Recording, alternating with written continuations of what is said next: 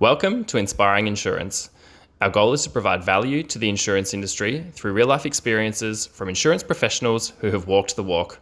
You can expect to hear story sharing, top tips, and practical advice to help you grow and succeed in your career. We hope you enjoy this episode's guest. Welcome back to this week's episode of Inspiring Insurance. Today I'm joined from Brisbane, Cory Jellicoe of Mattis Insurance Services. Thank you for joining me today, Cory. Nice to have you as a guest on our show. Thanks for having me, Nathan, on the show. It's been great watching you on LinkedIn and happy to be here. Thank you. Oh, thank you, mate. Well, really excited to learn about your story today and see if we can add some value to the wider insurance community. So I'll let you kick us off. Give us a bit of a rundown on your background. 20 years in insurance and banking institutions. So give us a rundown, mate. Thank you. Yeah. So my start into the insurance world was different. I was working in a men's clothing retail store in the old David Jones building at the Queen Street Mall in the city. I had been there for 4 years for a well-known brand, and one morning I walked in and the stock and merchandise was destroyed by water that had come through 6 levels of the building due to a fire alarm going off. So I walk into my work and all my stock's destroyed. I'm like, oh, this is great. By year 4, I was just over retail, and this was the tipping point. So this particular label that I was working for meant that any stock that had to be destroyed, I had to cut off the logo on every single item of that piece of material, that item of clothing. So I'm removing 600 ponies. This is Polo Ralph Lauren, 600 ponies from all these shirts, and I just had enough. And I remember just going into the office thinking, yeah, this is it. I'm done with retail. So I had a friend that worked for Suncorp Bank, and she said, oh, why don't you jump online and see what kind of roles are going? So I did that. It was a Friday afternoon. I jumped online, and I think by Monday I had an interview at the Milton call center at Suncorp, which was the inbound call center. And yeah, went through their intensive 4 weeks sales training, and absolutely loved it. I was taking phone calls for customers that needed house and contents insurance, caravans, boats, cars, units. And I remember my first phone call, a gentleman rang up and said he needed insurance for a pontoon. And I put the call on hold. I'm like, what's a pontoon? I had no idea. So it was a huge learning experience, but the training there was phenomenal. And the support by management was great. So I did that role for about 1.5 years. And then transitioned into another department of Suncorp, which was a home loans team, where we had a team of specialists. I was the insurance guru at that time. So our job was to contact newly introduced Suncorp customers from mortgage brokers. So we would have a couple of minutes to call the customer and welcome them to the bank and sell them provide them with a bank account, sell them house insurance, a credit card, a financial planning appointment. So we had a team of about 12, and we were calling probably 100 customers a day. So that was a really, really cool sales environment, outbound this time, not inbound. And the culture was great. We had a fantastic leader. And again, I stuck around for about 1.5 years doing that role, and really mastered my product knowledge, only with Suncorp products, but really learned how to overcome objections and talk to customers on the phone, smile when you answer the phone. And then, GIO approached me and said that there was a business insurance specialist position available. So this was about 2006. And I ended up taking that role. And my job was to basically cold call, door knock businesses in the area. So I was on the north side of Brisbane near Chermside. And I had a sales target that I had to achieve. I think I was making 20 to 40 cold calls a day, door knocking. Back then you could door knock and hand out business cards and say hello. Really loved that job. I think I hit my yearly target in the first 6 months. So I was excelling at that role. And then NAB came calling, and NAB poached me and offered me a great job.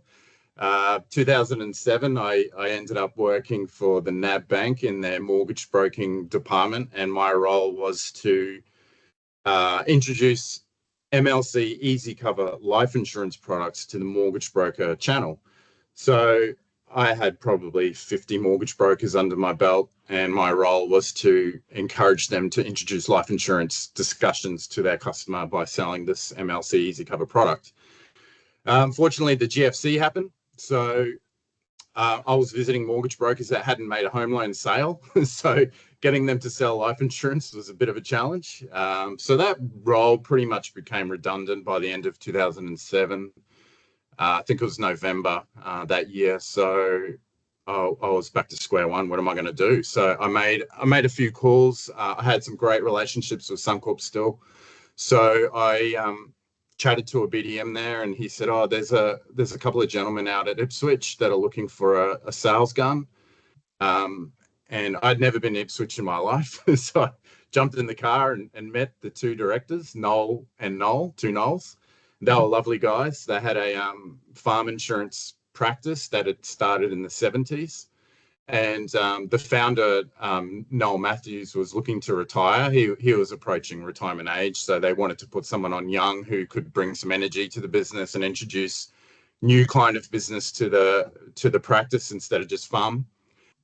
So yeah, joined that team, and the goal was to eventually buy into the business and be Noel Matthews' retirement strategy. So within 5 years, I became a part owner and director of the business, and absolutely loved it. We had a team of 5 brokers and a couple of financial planners.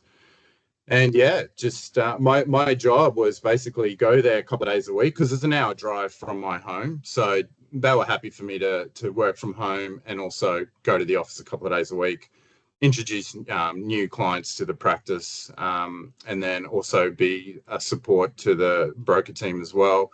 I never looked at myself as a boss. I always worked in the back of the office with the brokers. I just believed that being in the trenches with these guys was the best way to get the best results. And still to this day, we chat daily. But unfortunately, I had to sell the practice due to family reasons. So 2020, sold Limestone Insurance. Yeah. And that was a very difficult decision because we had become very close, and COVID contributed to it. My other business partner, Noel, was looking to go into pre-retirement age phase as well in his financial planning arm of the business. So, and I had twins, so that was becoming more challenging. The twins are growing up, our commute to Ipswich. So we kind of came up, with the decision that we were going to sell, and we were open and transparent with the staff. They were very much involved in the whole sale process as well. We interviewed 7 practices that were interested. And in the end, we sold to a practice that was happy to take the whole team on. And that was the best result. I just wanted to make sure everyone had a job, especially in that COVID period where things were pretty rocky. And yeah, I ended up working for the buyer for about 4 months and then decided it wasn't for me. And to be honest, I just wanted to do my own thing. And I think that was the turning point. Joining a new practice and a new culture that I just didn't align with. I was like, yeah, I think I can do this myself. So I had a pretty open and honest discussion with the owner and said, look, this is not for me. I want to do my own thing. And they were on board with that. Obviously, there was rules around non-compete and things like that. And that was fine. It was challenging, but yeah, I decided to do my own thing. And that's when Matos was born.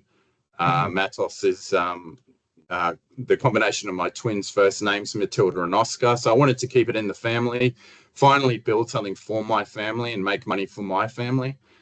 So we were all on board with that. And yes, it's been 3 years now. And yeah, it's had its ups and downs. I started the practice when the 22 floods happened. So that was a very challenging period. But having worked in Ipswich for 12 years, we went through the 2011 floods, the 2013 floods. So I actually had some really good experience from that, lots of learning experience. And yeah, so yeah, year 3 now and absolutely loving it. Working for myself, by myself. I have a virtual assistant in the Philippines. She's fantastic. Yep. And yeah, it gives me the flexibility I need with the twins. And I just wouldn't have it any other way. Looking back, I wish I did this earlier. That's so good. Oh, I Yeah. love it. And year three, so the weather's gone and thrown a cyclone in there just to make Yeah. it interesting for you as well. Yeah. Well, Alfred was pretty good actually. It wasn't as bad as I thought, but Mm, yeah, I mean, this is part of the industry we're in, where you know you just don't know what's around the corner. But having that experience with previous flood claims definitely helped, because the 2011 floods were huge for Ipswich. I mhm. think 80% of the city flooded, so Wow. it definitely gave me the ammunition I needed to go out on my own. Yeah, wow. Oh, Yeah. that's such a cool story, and you've obviously come such a long way from someone who loved door knocking. I've never heard anyone say they loved door knocking Yeah. before. So, It's a tough job. Like I take my hat off to anyone who's working in a shopping mall and they come up to you and go, "Hey, have you thought about this?" I'm like, "That's a tough gig." everyone who puts um, their heads down tries to walk past them as quickly yeah, as yeah. Pretend a phone call's coming through, but it was the best way to learn. Like, there's nothing wrong with being rejected. I actually found it challenging, like as in a good challenge. How to overcome those objections and then just look forward. If you get knocked back, go on to the next one. So, yeah. um, Suncorp and GIO had really good training around that. So I really tip my hat to anyone who's been in the bank. It's a good Yeah. way to start in the insurance industry, I think. Nice. Yeah. So what did you learn from? So from your door knocking days, and you also said you were making 100 outbound sales calls a day at one point as well. What did you Yeah. learn period of early on in your career, which has helped set you up for running your own business now? Just yeah, don't take no for an answer, and don't be dejected if you get a no. Like I still to this day have customers that say no to me, but I always follow up, whether it's 6 months or a year. I always ask for permission. Can I follow you up next year and have a chat to you again? And it works. Like you just can't look at someone saying no as the final answer. I think you just got to push through, work on your tools, work on how you speak to people, work on your questioning, how you ask open-ended questions, ask what their challenges are. Just do some digging. Don't just take no for an answer and move on. Like actually try and learn from that and find ways that you can improve your strategy. Yeah, so I mean, nowadays you can't really door knock. It's different. I kind of rely on referrals now from professionals that can benefit from my services. But I think anyone who's coming into the industry, you got to have thick skin. You got to know that it's not a personal thing. Mhm. Um, maybe it's the wrong time of the day to chat to that person, or maybe they've just had a bad experience with another broker or an insurance company. But yeah, you just got to learn and move forward, I think, Yeah, for sure. It's like and, that. and back yourself. Yeah. Yeah, every no is a one step forward towards that yes, right? So I Yeah. think that say it's takes seven goes or something before you get to someone wanting to give you a I shot. So probably wouldn't go past 3 or 4. sure. But whatever works works. Yep. But I mean, I've had customers where they've said to me no 2-3 years in a row, and then finally they go, okay, well let's have a go, and they're customers. So yeah, don't doubt yourself. Just push through it. Yeah, great. And so you said there as well that the biggest thing for you with your business now is getting those referrals. So how do you ask your current clients around referrals? What's your strategy there? So for me, getting referrals. Okay, so when I started Matos, I had to basically promote my services without advertising. That was one of the restrictions, was that I couldn't advertise my services. So I had to approach professionals that could benefit from my services. So I made it a goal to connect with 20 professionals on LinkedIn, and not just any professionals that could actually benefit from me. So mortgage brokers, financial planners, accountants, business bankers. So my goal was to connect with 20 each week, so 1,000 in year one, and basically educate them on how I could help them. So, for example, a mortgage broker has a customer that buys a house, they need insurance. Yeah. Hi, I can help you and get that through very quickly. So I had to build my LinkedIn platform pretty quickly, without promoting Matos, but promoting Cory, Yep. myself, and what I can offer the referral partner. And yeah, that worked really well. It's surprising, like when you're on zero income, how how quickly you need to act and get sales in the door. So initially, I was just writing a lot of domestic insurance. I had to, and that got me started. And for my own customers, what I like to do now is when a customer pays for their insurance or has a successful claim experience, I'll ask them for a review. So I started doing that about 5 months ago, asking for a Google review, and I'm now over 100. So that in itself does a lot of things in regards to organic SEO. I mean, I'm not an expert at SEO and Google, but it's definitely helped. So asking the question, don't be afraid to ask. If you've had a great experience, then, can you please talk about it and share it? So yeah, referrals is huge. I would say 95% of all the business I write is referral generated. And it took me 3 years to build that.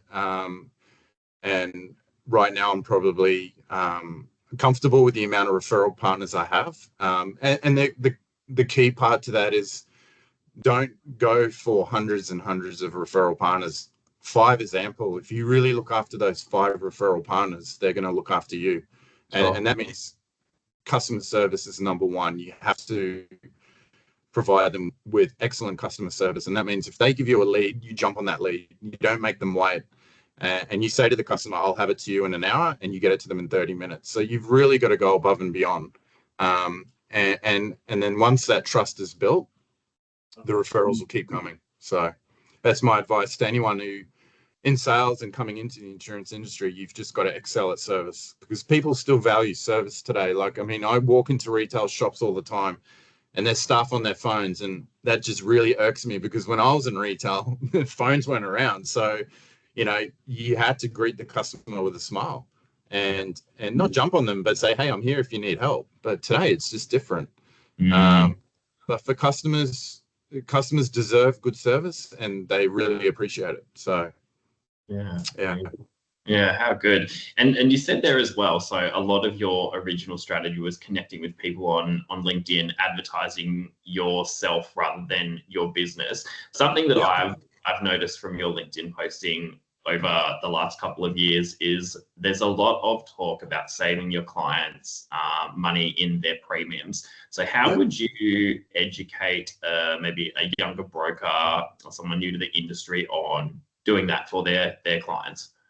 Yeah, so one of the biggest components of our role is to remarket the policy each year and actually show your client that this is the work you're doing. Like, my job is to make sure you've got the right policy at the right price that fits your situation. So when you get a chance to save a customer money, it makes a huge difference, because one, you're doing the work for them, but you're actually showing them that this is what we do as a broker.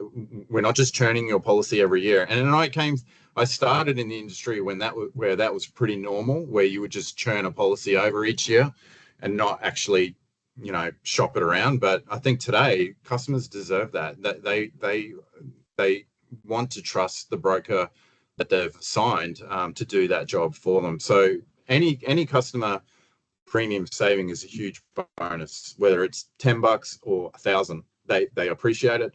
They tell their friends. And look, I'm winning customers who are budget direct customers. I mean, it's not hard. Just once you understand what the customer actually needs, you can provide a policy that fits that scenario. So, and then each year, my role and my promise to the customer is, I'll shop you, I'll remarket you, I'll save you money where I can. It's not going to happen every year, but when it does, it's a bonus. Take it. And I treat every customer the same, whether it's a $100,000 business account or a $1,500 house account, they get the same service. So I think once you can demonstrate that to your customer, they're going to be customers for a long time. Sure. Yeah. Amazing. Trust is there. Yeah. Yeah. And it sounds like it's important for old brokers, young brokers, that have to apply that mindset to every single customer, whether it's a house customer or a biz pack. Yeah.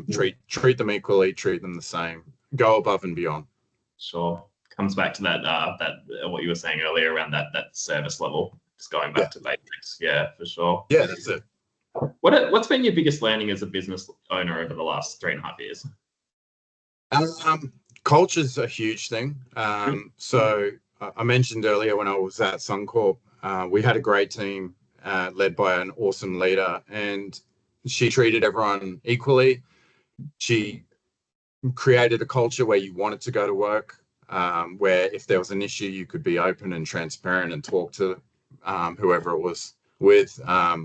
Culture's huge. Like, I've worked in some great teams and I've worked in some horrible teams, and it really makes a difference if the office culture isn't right. And that starts with management all the way down to the claims consultant. I mean, there isn't a role in insurance that's not important. Everyone plays a vital role and a vital piece in the puzzle.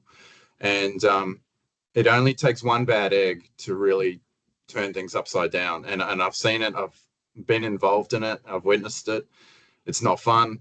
And yeah, I think it starts with management. So earlier I said that I used to work in the back office with the brokers. I didn't want my own office with a name director on the door. To me, it just wasn't necessary.